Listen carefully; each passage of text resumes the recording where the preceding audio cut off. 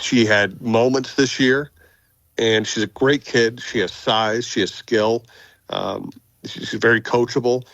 And now you're starting to see things come together for her. So, obviously, Mara Braun being out is a bad thing, but if Mara's going to be healthy next year, and if her being out right now clears the way for a Maya Battle to learn how to dominate a game and dominate a fourth quarter the way she did last night, maybe that's a benefit because Maya Battle was great last night. She was great in the clutch. She really ran the team. She took the big shots.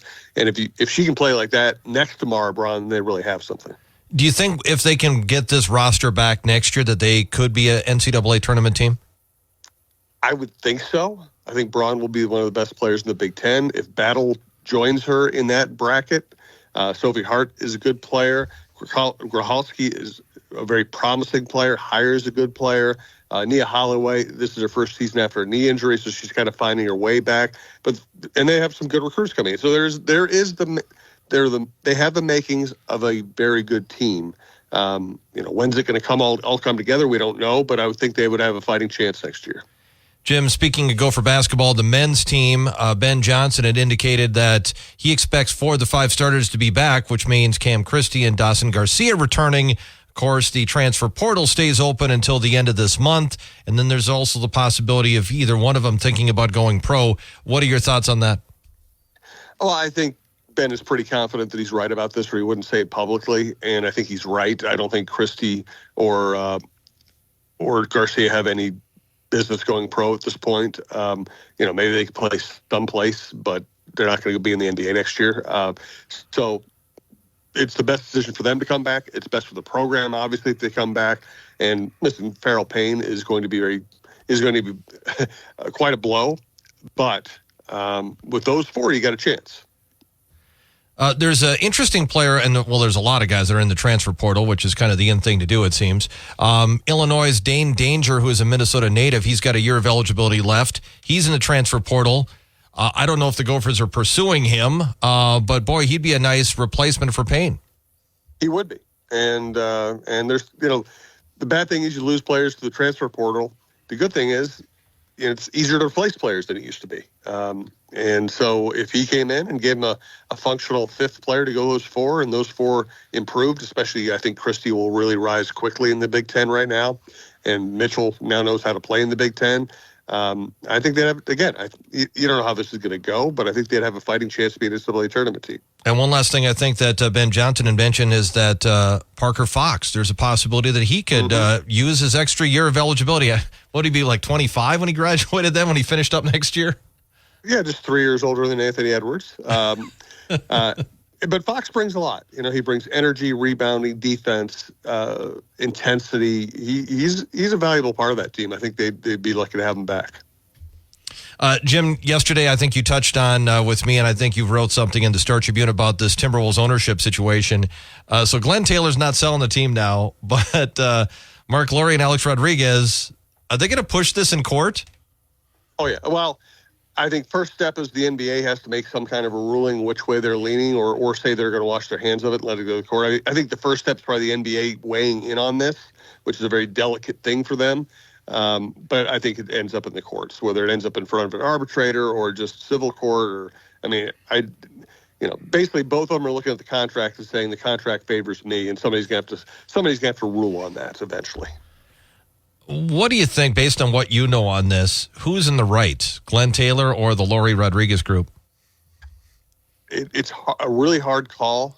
And, I know when I started my podcast network, I had to deal with some legal stuff, and it's amazing how different people can read the same words in a legal document and interpret them differently. That's why lawyers make a lot of money, because this is not easy stuff to sort out. My gut tells me that Taylor, whatever you think of Taylor, even if you don't like him or don't like the way he's run his businesses or the Timberwolves, I guess I'd be more surprised that Taylor was wrong about this than I would be that Lowry and Rodriguez were wrong about this, is the way I'm looking at it right now. Is the big issue that Lowry and Rodriguez just didn't spend the money that they said they were going to do? Well, Taylor is saying that they did not make the final payment on time. And Lowry and Rodriguez are saying that there are provisions in the contract that allow them to delay that final payment or get a a waiver on the timing of that final payment. Again, you might be able to read it that way, but I really have trouble believing that Taylor just made this up or screwed this up. If he did, then we'll bash him for it. But it would surprise me if somebody who's owned an NBA team for 20 years, has been involved in the board of governors, knows the commissioner. I'd be surprised if he didn't know what he's doing in this regard. Is there an advantage for Taylor to reclaim ownership of this team, considering that the team's value may have gone up? Well, I really think it's two-pronged here. I think a couple of years ago, he kind of handed off, he owns the Star Tribune. He handed off the running and the overseeing of it to his daughter.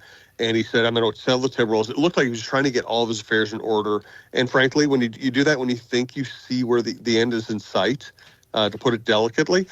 And I think what's happened is that he's been sitting courtside this year. He's probably never had more fun being around a team. They're not only really good, they're also really fun people to be around. He loves Finch. He loves the players. It's their big part of their social life. He knows that they have a chance to be good for the next 3 or 4 years. Connolly's been great. And yes, also while that was happening, the team he's selling for $1.5 billion is probably worth $3 billion. So I think at some point he was like, these guys can't even get their stuff together. Why am I going to give them? Why am I just going to hand my team to them if they don't look like they know what they're doing? So, Jim, speaking of the Timberwolves, they made the playoffs. Was it New Orleans lost last night? That allowed them to clinch. So now they're no worse than a number 6 seed, but they're right now in 3rd place in the Western Conference. So they made it in, and now it's try to lock up at least top 3, right? Yeah, and I went into this. I know everybody wants to get the number 1 seed, and that should be their goal, and it's fun to watch them fight for that goal. But beginning of the season, if I told you that, and I did say I thought they were going to be a top 4 seed, everybody would have taken that. Everybody in the world, including Finch and Taylor and Connolly, would have taken a top 4 seed. So right now they're going to be no worse than 3rd. They have a fighting chance to be 1 or 2, and we have no idea who the best matchup for them will be in the first round. So they might as well just play it out and see what happens. Jim, the Twins are going to start a 2-game set in Milwaukee against the Brewers today, starting at 3:10. Louis Varland versus Jake Junis. Varland didn't look great the last couple of games in spring training. What do you think about Varland, and what's his high end as a starting pitcher? I'm hoping he proves me wrong. I think he's a average to below average major league starting pitcher. I think he could be a star reliever.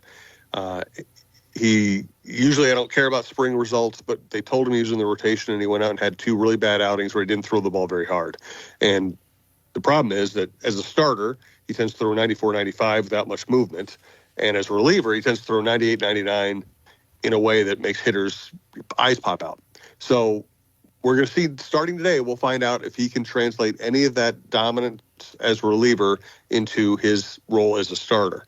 And if he does, it's a huge boost for the team. If he doesn't, it's a big problem for the team. Jim, one thing I thought was interesting is former Viking general manager Rick Spielman had indicated that Spencer Rattler, a player who was a 5-star recruit, was at Oklahoma, was at South Carolina, is projected to be 3rd, 4th round pick in the NFL draft. He thought that there was a high end and a guy that somebody like the Vikings should maybe take a chance on. Any thoughts on Spencer Rattler? Well, if they don't take a quarterback if they don't get one of the top 6 quarterbacks, which is Penix and Nix added to the obvious 4, and they get past the 2nd round and they haven't taken a quarterback, then he very well might be the kind of guy you take a shot at.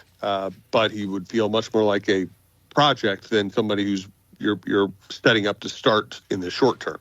So I can't rule it out, and I can't say he's not going to be a quarterback, but I don't think that's the plan.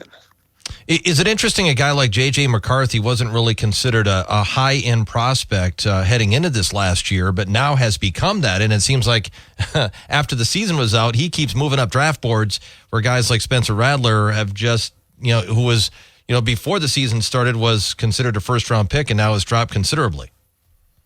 And what we see in the NFL, and not only from NFL executives, but also from us, is the quarterback position is so important and so volatile, and has such high risk attached to it when it comes to drafting and developing prospects that we all overanalyze it. There's no question about it. And J.J. McCarthy might be benefiting from overanalysis right now. He was a great college quarterback. He was a big winner. He was a great leader. He's athletic. He has a good arm. And we might be taking a guy who probably should be a second-round pick and just elevating him because everybody needs quarterbacks. And we won't know for 3 to 5 years. All right, Jim, what do you got in your podcast? Pretty much the same slate is up. I do recommend our season opening Twins podcast with Roy Smalley and Lavelle Neal. It's called Chin Music. Good stuff on the Vikings situation from Jeff Diamond. Good stuff on the Timberwolves ownership situation from John Krasinski. We'll do another Timberwolves show here this morning. And good prep stuff from around the state from John Millay. I always enjoy that story. I mean, that podcast and everything is available either via your favorite podcast app or at talknorth.com. All right, Jim, thank you. We'll talk to you again tomorrow. Thanks, Jen. It's Jim Souhan, Star Tribune sports columnist, joining us every weekday morning at this time. Follow him on Twitter at SouhanStrib. Check out his latest column at the Star Tribune or his podcast at talknorth.com. Keep in mind, WJON Win Cash will have 10 codes today. First one at 8:10 this morning. So it'll be one per hour going until the 5 o'clock hour tonight. And since we do have a Twins game this afternoon, those codes may not fall where you're used to getting them. So be patient. Listen to the Twins game. You'll get those code words today, or codes. They're all numbers. They're going to be given to you today. Best of luck to everybody. Maybe you'll win up to $30,000. Next on WJON, World and National News from ABC.